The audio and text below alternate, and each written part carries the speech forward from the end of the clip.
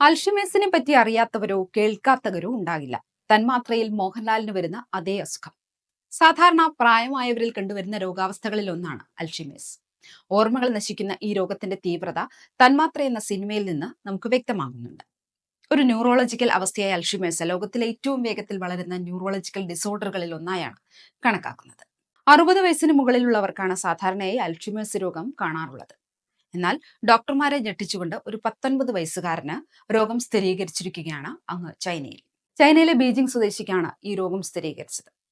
17 വയസ്സുള്ളപ്പോൾ തന്നെ യുവാവ് ഓർമ്മക്കുറവ് അനുഭവിക്കുന്നുണ്ട് എന്നാണ് ഡോക്ടർമാർ പറയുന്നത്.